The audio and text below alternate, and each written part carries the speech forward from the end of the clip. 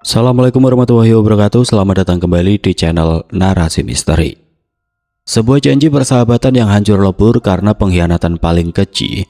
Kepercayaan seorang suami yang sedang banting tulang di seberang pulau justru dibalas dengan aib memalukan di dalam rumahnya sendiri. Hati yang hancur dan dendam yang tidak terbendung akhirnya tumpah menjadi genangan darah di tengah sunyinya lahan tebu. Namun kematian nyatanya tidak mengakhiri masalah. Tragedi berdarah itu justru memicu datangnya teror sosok tanpa kepala yang terus menyeret kakinya di jalanan desa, membuat seluruh warga kampung mengunci pintu rapat-rapat karena ketakutan. Sebelum kita masuk ke ceritanya, pastikan kalian sudah klik tombol subscribe dan nyalakan lonceng notifikasinya agar tidak ketinggalan cerita menyeramkan lainnya dari kami.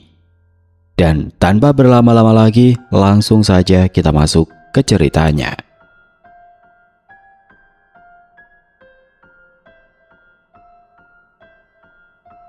Kepulan asap tipis dari piring seng berisi ubi rebus dan pisang kukus menjadi satu-satunya menu makanan di meja makan kayu itu. Tahun 2012 terasa sangat berat bagi Prana dan istrinya, Jamila. Sudah 2 bulan penuh Prana kehilangan pekerjaan semenjak pabrik mebel tempatnya bekerja gulung tikar. Dapur rumah tangganya nyaris berhenti mengepul. Uang simpanan mereka perlahan habis hanya untuk sekedar membeli beras dan lauk pauk sederhana sehari-hari di kampung Tawang Alun. Prana menatap wajah istrinya yang terlihat lelah dan murung. Jamila menuangkan air putih hangat ke dalam gelas kaca, lalu duduk di hadapan suaminya sambil terus menunduk. Suasana rumah terasa berat, dipenuhi pikiran tentang masa depan keluarga mereka. Aku harus berangkat ke Kalimantan hari ini, Mila. Paman baru saja menelpon. Dia butuh tenaga untuk mengurus lahan kelapa sawitnya di sana. Gajinya lumayan buat kita bertahan hidup. Ucap Prana memecah keheningan. Suaranya terdengar serak menahan beban tanggung jawab. Jamila mengusap air matanya yang mulai jatuh membasahi pipi. Apa harus sampai menyeberang pulau secepat ini, Mas? Di sini benar-benar sudah buntu cari kerjanya. Tanyanya dengan suara bergetar menahan tangis. Kalau ada pilihan lain, aku pasti milih tetap di sini nemenin kamu. Tapi kebutuhan kita sangat mendesak. Beras kita tinggal sisa untuk besok. Aku janji bakal rutin kirim uang buat kamu dari sana. Balas Prana mencoba meyakinkan dan menenangkan istrinya yang dilanda cemas. Di luar rumah suara deru mesin motor terdengar mendekat, lalu berhenti tepat di depan halaman. Jalu sahabat karib Prana sejak mereka masih sama-sama bujangan datang menjemput. Hubungan Prana dan Jalu sudah terjalin sangat erat, bahkan lebih dekat dari saudara kandung sendiri. Kapanpun Prana butuh bantuan, Jalu selalu hadir. Hari ini Jalu sengaja datang menawarkan diri untuk mengantar sahabatnya itu ke pelabuhan penyeberangan. Prana mengangkat tas pakaian besar yang sudah disiapkan sejak semalam. Setelah memeluk Jamila erat di depan pintu, Prana melangkah keluar menemui Jalu. Wajah Jamila masih basah oleh air mata saat melepas kepergian suaminya mencari nafkah. Sudah siap semua barang bawaanmu, Pran? Tanya Jalu sambil membantu mengikat tas Prana di jok belakang motor bebeknya itu. Sudah semua lu, ayo berangkat sekarang saja. Takut kapalnya keburu jalan. Jawab Prana sambil naik ke boncengan motor. Sepanjang perjalanan menuju pelabuhan, angin laut berembus sangat kencang menerpa wajah mereka. Setibanya di dermaga, kapal feri besar yang akan membawa Prana ke tanah Borneo sudah bersandar siap berangkat. Suara peluit kapal terdengar nyaring membelah udara. Penumpang mulai berdesakan naik ke atas geledak membawa barang masing-masing. Prana menurunkan tasnya dari motor, lalu menatap Jalu dengan raut wajah yang sangat serius. Sorot matanya memancarkan rasa khawatir, sedih, namun juga terselip harapan besar. Ia menepuk pundak Jalu perlahan, memberikan tekanan yang menyiratkan betapa penting permintaannya hari ini. Jalu, aku titip istri dan keluarga aku selama aku merantau ya. Jaga mereka, aku cuma percaya sama kamu, ucap Prana. Nada suaranya terdengar bergetar. Menahan emosi perpisahan, namun tetap tegas menuntut komitmen sahabatnya. Jalu membalas tatapan Prana dengan raut wajah meyakinkan. Ia mengangguk mantap, lalu memegang balik pundak sahabatnya itu. Kamu tenang saja Prana di sana. Fokus kerja cari uang. Urusan Jamila dan keluargamu di kampung, aku yang bakal pantau. Aku janji bakal sering mampir buat ngecek kondisi mereka, layaknya keluargaku sendiri. Mendengar janji tersebut, hati Prana merasa jauh lebih lega. Ia memeluk Jalu sejenak layaknya saudara, mengambil tasnya lalu segera melangkah naik ke atas kapal. Jalu berdiri diam di tepi dermaga, memandangi sosok Prana yang perlahan menghilang di balik kerumunan penumpang kapal feri. Hari itu juga dia memutar arah motornya kembali menuju kampung Tawang Alun, membawa tanggung jawab besar di pundaknya. Pada bulan pertama kepergian Prana, Jalu benar-benar menepati janjinya. Seminggu sekali pria itu pasti menyempatkan diri mampir ke rumah Prana. Jalu biasanya datang membawa sedikit sembako atau jajan pasar, sekedar menanyakan kabar Jamila dan mertua sahabatnya itu. Obrolan mereka awalnya sebatas sapaan wajar di teras depan rumah. "Gimana kabar bapak sama ibu, Mila? Uang kiriman dari Prana bulan ini sudah sampai ke tanganmu?" tanya Jalu pada suatu sore sambil duduk santai di kursi bambu teras. Jamila yang sedang menyapu halaman tersenyum ramah. "Alhamdulillah sehat Mas Jalu, kiriman Mas Prana juga sudah sampai 2 hari lalu, lumayan buat makan sebulan ke depan." Waktu terus berjalan, Prana sibuk bekerja keras di perkebunan sawit Kalimantan. Sementara di kampung, kedekatan Jalu dan Jamila perlahan berubah arah. Obrolan di teras yang dulunya singkat kini sering berlanjut hingga larut malam. Rasa sepi yang dirasakan Jamila sebagai istri yang ditinggal suami merantau jauh, tanpa sadar diisi penuh oleh kehadiran Jalu yang selalu ada dan memberikan perhatian lebih dari sekedar sahabat suami. Niat baik Jalu bergeser menjadi perhatian yang salah sasaran. Suatu sore Jalu datang dengan alasan ingin mengajak Jamila mencari makan di luar rumah. "Mila, kamu pasti jenuh di rumah terus. Ayo ikut aku keluar sebentar. Kita cari makan di warung sate depan jalan raya. Kamu butuh angin segar juga. Bapak sama ibu biar istirahat di dalam," ajak Jalu dengan nada merayu yang pelan. Jamila meremas ujung bajunya, sempat ragu sejenak memikirkan pantangan seorang istri. Namun bujukan Jalu yang terus-menerus melunturkan pertahanannya, akhirnya ia menurut dan perlahan naik ke boncengan motor pria itu. Kejadian itu terus berulang dan menjadi kebiasaan baru. Mereka mulai pergi keluar berdua secara terang-terangan. Jalu dan Jamila berkeliling naik motor berboncengan, mencari makan atau sekedar jalan-jalan santai mengitari pinggiran kampung. Warga kampung Tawang Alun mulai curiga melihat pemandangan ganjil tersebut.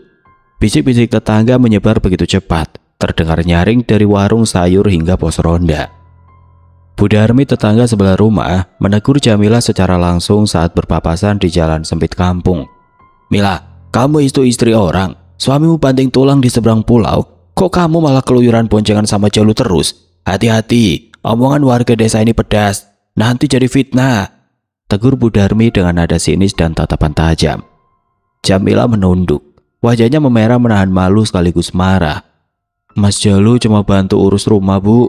Mas Prana sendiri yang minta dia jaga keluarga kami," jawab Jamila dengan suara bergetar menahan tangis. Membela diri meski hatinya tahu ada batas yang sudah ditabrak. Teguran keras tetangga itu diabaikan begitu saja.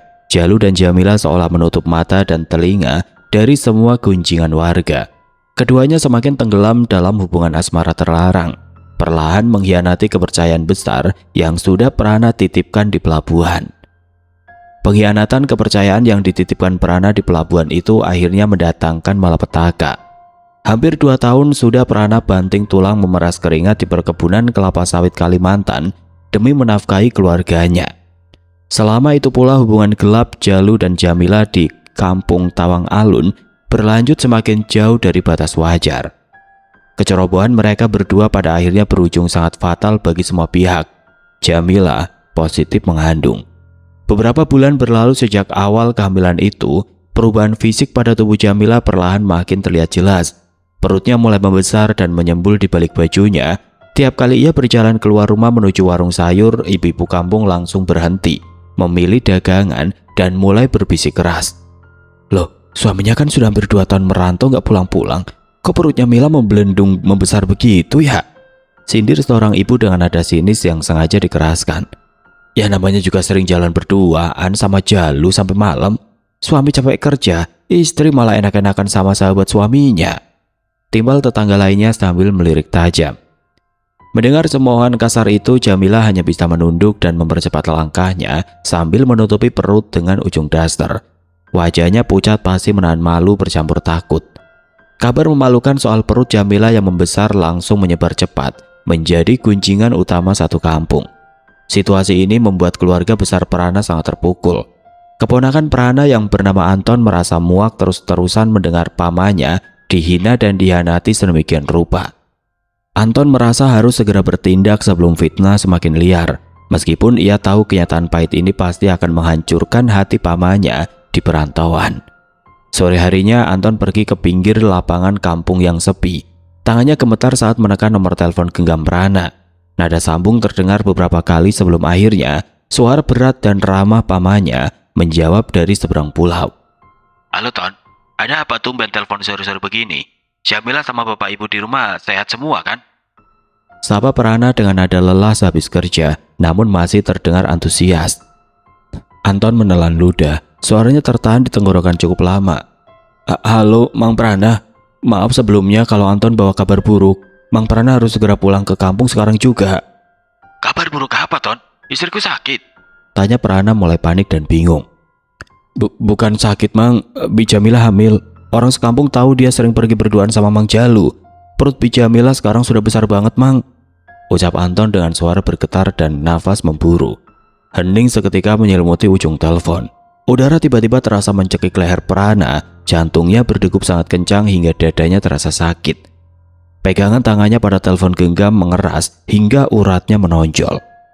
Kamu jangan sembarangan ngomong Ton. Aku titip Jamila ke Jalu, sahabatku sendiri. Gak mungkin Jalu sejahat itu sama aku. Bentak Prana dengan suara pecah, separuh marah dan separuh lagi hancur menangis. Anton berani sumpah Mang, kalau Mang Prana nggak percaya pulang saja dan lihat sendiri kondisi perut Bi Jamila sekarang. Semua orang di sini sudah tahu kelakuan busuk mereka berdua. Jawab Anton tegas diakhiri dengan isak tangis pelan karena kasihan. Sambungan telepon itu terputus. Di tengah hamparan pohon sawit yang luas, tubuh Prana luruh berlutut ke tanah. Keringat dingin bercampur air mata menetes deras dari wajahnya. Rasa rindu yang ia pendam bertahun-tahun demi keluarga, dalam hitungan detik berubah menjadi rasa sakit yang teramat perih. Kesedihan itu perlahan mengeras, berubah menjadi amarah dan dendam mendidih yang siap meledak kapan saja. Rasa sakit dan dendam yang mendidih itu membuat Prana langsung beranjak dari perkebunan. Tanpa berpikir panjang lagi, ia berlari menuju barak pekerja dan membereskan semua pakaiannya. Tangannya dengan kasar memasukkan baju-baju ke dalam tas kusam miliknya. Sore itu juga ia menemui pamannya untuk meminta izin pulang ke Jawa tanpa banyak alasan. Kepalanya terasa mau pecah memikirkan nasib rumah tangganya. Selama perjalanan berhari-hari melintasi laut lepas, Prana hanya duduk diam di sudut geladak kapal. Rahangnya mengeras menahan emosi yang terus meluap. Bayangan Jalu, sahabat yang paling ia hargai, berputar bergantian dengan senyum Jamila di kepalanya. Sesampainya di pelabuhan penyeberangan, Prana langsung melompat ke dalam bis pertama menuju desanya. Langkah kakinya berjalan cepat penuh amarah saat ia akhirnya kembali menginjakan kaki di jalan tanah kampung Tawang Alun. Beberapa warga yang kebetulan sedang duduk santai di warung dan berpapasan dengannya langsung buang muka. Mereka segan menyapa, sadar bahwa masalah besar akan segera meledak di rumah keluarga tersebut. Prana berjalan lurus menuju halaman rumahnya. Tangannya mendorong pintu depan dengan sangat keras hingga berdebam membentur dinding bata. Di ruang keluarga, Jamila sedang duduk merapikan pakaian kering. Istri Prana itu terperajat kaget melihat sosok suaminya mendadak berdiri di ambang pintu dengan nafas memburu. Mata Prana seketika tertuju tajam pada bagian perut istrinya. Perut Jamila yang membesar terlihat sangat jelas dari balik daster yang ia kenakan. Bukti nyata pengkhianatan itu kini benar-benar ada di depan matanya sendiri, menghancurkan sisa kepercayaannya. Tas bawaan Prana merosot jatuh dari genggamannya membentur ubin. Tega kamu Jamila. Aku kerja banting tulang di seberang pulau, kamu malah tidur sama sahabatku sendiri. Bentak Prana dengan suara bergetar menahan amarah dan tangis. Suaranya yang melengking penuh rasa kecewa itu menggema ke seluruh rumah. Jamila seketika gemetar hebat. Ia langsung bersimpuh di ubin sambil menutupi wajahnya yang basah oleh air mata. Ampun mas, aku salah. Maafkan aku mas Prana. Isak Jamila terseduh-seduh, tubuhnya menggigil ketakutan. Ia terus merunduk, sama sekali tidak berani menatap langsung mata suaminya. Maaf, kamu hamil anak dari laki-laki lain saat aku peras keringat buat kasih makan keluarga ini. Prana berteriak semakin kalap. Urat di lehernya menonjol keluar. Aku titipkan kamu sama Jalu. Dia janji bakal jaga amanahku. Tapi kalian berdua malah hancurkan semuanya. Tangisan Jamilah semakin kencang memecah keheningan rumah. Wanita itu meratapi kebodohannya tanpa berani membantah sepatah kata pun. Prana membuang nafas kasar, memalingkan wajahnya karena merasa sangat muak, sekaligus hancur berantakan. Hatinya telah tertutup rapat oleh rasa sakit. Sudah tidak butuh penjelasan apapun lagi baginya. Melihat istrinya yang terus menangis menatap, dada Prana bergemuruh hebat. Rasa terhianati ini sepenuhnya menguasai akal sehatnya. Kemarahannya kini beralih dari sang istri menuju sosok laki-laki pengkhianat itu. Target utamanya sekarang cuma satu, yaitu Jalu. Prana segera membalikan badan lalu melangkah pergi keluar rumah dengan kedua tangan terkepal erat. Sebelum melewati pintu dapur, tangannya menyambar sebilah golok panjang bersarung kulit yang biasa ia pakai menebang kayu. Senjata tajam itu ia selipkan rapat di balik jaket tebalnya agar luput dari pandangan warga kampung. Pikiran Prana sudah benar-benar tertutup oleh rasa benci. Dengan langkah lebar dan cepat, Prana menuju warung kopi di perempatan kampung, tempat Jalu sering menghabiskan waktu sore bersama pemuda desa. Sesampainya di sana, mata Prana langsung menangkap sosok Jalu yang sedang duduk santai, menyeruput kopi dan menghisap rokok. Begitu melihat Prana datang secara mendadak, wajah Jalu memucat seketika. Gelas kopi di tangannya nyaris terjatuh. Jalu sadar betul kesalahannya pasti sudah terbongkar. Prana menarik nafas dalam-dalam, menekan seluruh amarahnya demi menjalankan siasat balas dendam. Ia menghampiri meja Jalu dengan raut wajah yang sengaja dibuat setenang mungkin, walau rahangnya mengeras. "Loh, ikut aku sebentar. Ada urusan keluarga yang mau aku omongin berdua secara empat mata sama kamu. Kita ngobrol di luar saja, biar warga kampung aman dari keributan," ucap Prana dengan nada suara datar. Jalu menelan ludah paksa, rasa bersalah membuat nyalinya ciut. Namun ia merasa harus berani menghadapi suami dari wanita yang dihamilinya itu. Ia mematikan rokoknya lalu mengangguk setuju. Jalu berdiri dan berjalan mengikuti langkah Prana menjauhi area pemukiman warga. Prana sengaja mengarahkan tujuan mereka menuju lahan tebu yang berbatasan langsung dengan ujung jalan desa. Tempat itu sangat sepi, tersembunyi, dan dikelilingi rimbunan tanaman tebu yang tumbuh menjulang melebihi tinggi orang dewasa. Suara angin sore berembus menggesek daun-daun tebu, menambah kesan tegang dalam perjalanan singkat tersebut. Sesampainya di area tengah lahan, jauh dari jangkauan pandangan mata manusia manapun, Prana akhirnya menghentikan langkah. Prana memutar tubuhnya tepat menghadap Jalu. Topeng ketenangan hancur berantakan detik itu juga. Matanya merah menyala menatap tajam pria yang pernah dianggapnya sebagai saudara. "Kamu masih ingat janji manismu di pelabuhan waktu itu, Lu? Aku percaya sama kamu buat jaga keluargaku, tapi kamu malah merusak istriku," desis Prana. Suaranya bergetar hebat menahan luapan emosi yang mendidih. Tubuh Jalu gemetar. Ia mundur 2 langkah sambil mengangkat kedua telapak tangannya ke depan. Ampun Pran, aku benar-benar hilaf. Aku bersedia tanggung jawab, tolong maafkan aku," mohon Jalu dengan suara memelas ketakutan. "Tanggung jawab pakai apa? Pakai nyawamu," bentak Prana kalap. Dalam hitungan detik, tangan kanan Prana menarik golok panjang dari balik jaketnya. Tanpa belas kasihan sedikit pun, Prana langsung mengayunkan senjata tajam itu ke arah Jalu. Jalu berteriak histeris, berusaha menangkis dengan kedua tangannya. Namun ayunan golok itu mendarat telak. Jalu tersungkur jatuh ke atas tanah berlumpur sambil menjerit kesakitan. Prana yang sudah sepenuhnya dikuasai amarah terus menghujani tubuh sahabatnya itu dengan tebasan bertubi-tubi. Jeritan Jalu menggema sesaat sebelum akhirnya senyap. Darah segar memuncrat deras membasahi batang-batang tebu di sekeliling mereka. Puncak tragedi itu diakhiri dengan satu tebasan kuat ke arah leher. Ayunan golok yang begitu keras langsung memisahkan kepala Jalu dari tubuhnya.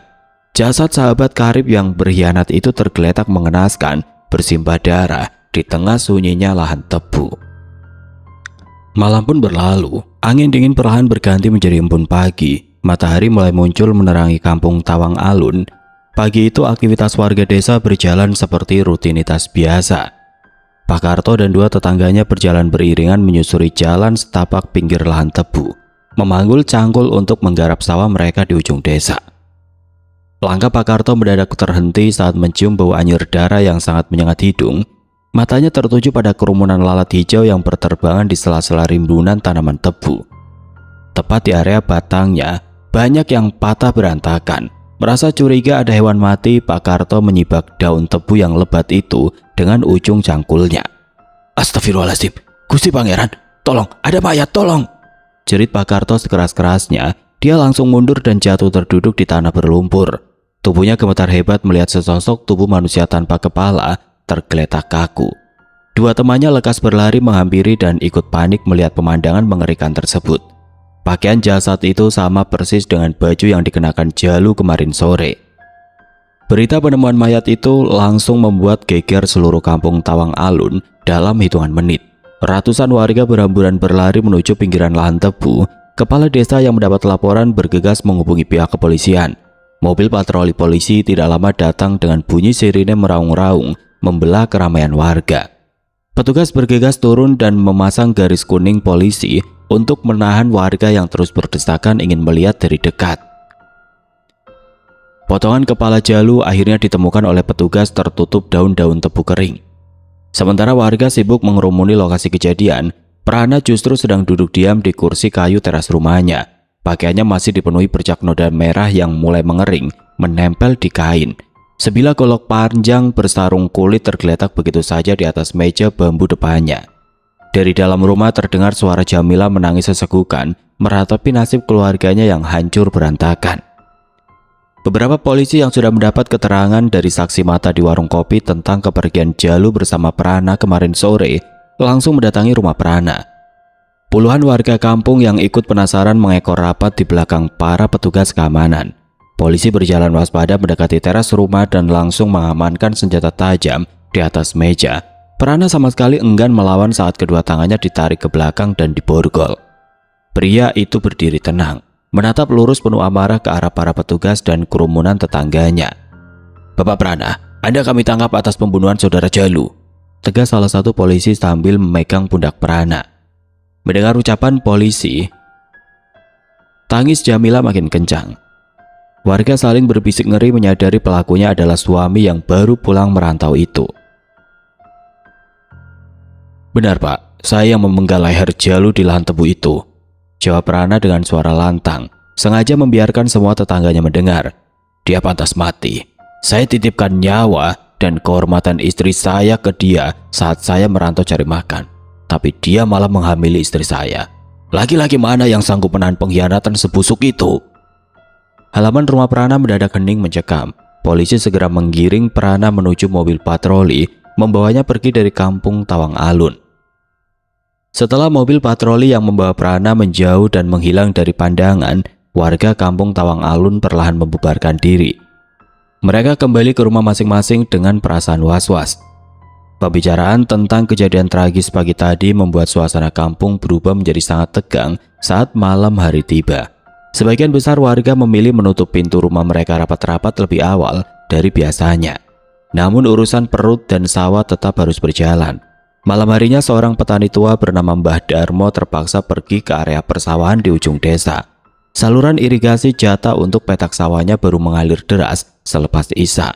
Ia harus memastikan airnya masuk dengan rata agar tanaman padinya bisa tumbuh subur. Setelah bekerja selama hampir 2 jam mencangkul pematang, Mbah Darmo membersihkan sisa lumpur di betisnya, lalu memanggul cangkul di bahu kanannya. Ia bersiap untuk pulang. Satu-satunya jalan tercepat menuju pemukiman warga adalah melewati jalan setapak tanah yang tepat berada di pinggir lahan tebu. Sebenarnya Mbah Darmo sangat segan melintasi jalan tersebut, mengingat penemuan mayat yang mengerikan pada pagi harinya. Namun karena udara malam semakin dingin menusuk tulang, ia memaksakan diri melangkah cepat agar segera sampai di rumah. Saat Mbah Darmo berjalan persis di samping deretan tanaman tebu yang rimbun, telinganya tiba-tiba menangkap suara aneh dari arah belakang. Serak, serak, serak. Suara itu terdengar sangat lambat, seperti langkah kaki berat yang diseret paksa di atas tanah berbatu. Mbah Darmo menghentikan langkahnya sejenak. Ia menoleh sedikit ke belakang, mengira itu hanyalah suara petani tetangga yang juga kebetulan baru pulang mengairi sawah. Siapa di belakang? Pak Karto ya itu, sapa Mbah Darmo dengan suara lantang memecah sunyinya jalan setapak. Sapaannya sama sekali tidak mendapat balasan. Alih-alih berhenti, suara langkah kaki yang menyeret tanah itu justru terdengar semakin dekat ke arahnya. Merasa ada yang janggal, Mbak Darmo memutar tubuhnya perlahan secara penuh. Matanya melotot lebar sementara jantungnya seakan berhenti berdetak detik itu juga. Tepat beberapa meter di depannya, muncul wujud yang membuat seluruh darah di tubuhnya terasa beku. Wujud itu adalah hantu Jalu. Sosok laki-laki tersebut mengenakan baju kemeja lusuh yang sama persis dengan yang dipakai saat Jalu dibunuh di sore hari yang naas itu. Pemandangan di bagian atas tubuh sosok itu benar-benar sangat mengerikan. Sama sekali tidak ada kepala yang menempel di lehernya. Darah segar berwarna merah kehitaman terlihat begitu jelas mengalir deras keluar dari pangkal leher yang buntung. Darah kental tersebut terus merembes tanpa henti, membasahi kain bajunya hingga menetes deras membasahi tanah di bawah telapak kakinya. Hantu Jalu itu terus berjalan sempoyongan, semakin mendekat ke arah Mbak Darmo. Kedua lengannya menjuntai lemas ke bawah, tapi langkah kakinya terus menyeret maju. Gusti Allah, tolong! Teriak Mbak Darmo dengan suara parau yang bergetar hebat. Wajah keriputnya pucat pasi melihat pemandangan mengerikan tersebut. Saking panik dan takutnya, Mbak Darmo langsung melempar cangkulnya begitu saja ke pinggir jalan. Ia membalikkan badan dan lari terbirit-birit sekuat tenaga. Nafasnya tersengal-sengal menembus udara dingin, terus berlari kencang tanpa berani menoleh lagi ke belakang. Pelarian Mbak Darmo yang terus berlari kencang tanpa berani menoleh lagi ke belakang itu akhirnya membawanya melewati batas pemukiman warga. Di pinggir jalan utama tersebut terdapat sebuah pos ronda yang malam itu kebetulan sedang dijaga oleh tetangganya, seorang pria parubaya bernama Supri. Supri yang sedang duduk santai menikmati angin malam sambil menyeruput kopi panas seketika terperajat. Ia berdiri kebingungan melihat pria tua itu melesat lari ketakutan melewatinya. Mbak Darmo, ada apa lari-lari malam begini? Dikejar anjing liar ya? Teriak Supri memanggil dari depan pos. Namun Mbak Darmo sama sekali tidak menghiraukan teguran itu. Pria tua itu terus berlari sempoyongan menjauh menuju rumahnya. Supri mengerutkan dahi, merasa sangat heran bercampur curiga. Ia lalu melangkah keluar dari pos ronda, berjalan perlahan ke tengah jalan kampung. Matanya menajamkan pandangan ke arah ujung jalan setapak tanah yang berbatasan langsung dengan area lahan tebu. Dari kejauhan di bawah remang-remang cahaya lampu jalan yang berkedip, Supri melihat ada sesosok tubuh manusia yang berjalan gontai menuju ke arahnya. Awalnya ia mengira itu warga desa lain yang baru selesai beraktivitas di sawah. Namun semakin sosok itu melangkah maju memasuki jalan utama kampung Tawang Alun, aliran darah Supri seakan berhenti mengalir. Wujud yang datang menghampiri itu adalah hantu Jalu. Sosok tersebut mengenakan kemeja lusuh berlumuran darah kotor. Pemandangan paling mengerikan terpampang jelas di atas pundaknya. Hantu Jalu terus berjalan mendekat tanpa ada kepala yang menempel. Dari pangkal leher yang terputus, darah kental merembes pelan menetes jatuh ke aspal jalan. Setiap kali kaki hantu Jalu menyeret tanah, terdengar suara bergesekan yang sangat kasar dan menyeramkan. Mulut Supri terkunci rapat. Kakinya mendadak lemas seperti tidak bertulang melihat pemandangan ngeri di depan matanya sendiri. Ia ingin berteriak minta tolong, namun suaranya tertahan di tenggorokan. Astaga, hantu Jalu! Tolong, ada hantu Jalu! Jerit Supri akhirnya memecah kesunyian malam. Suaranya parau dan pecah saking takutnya.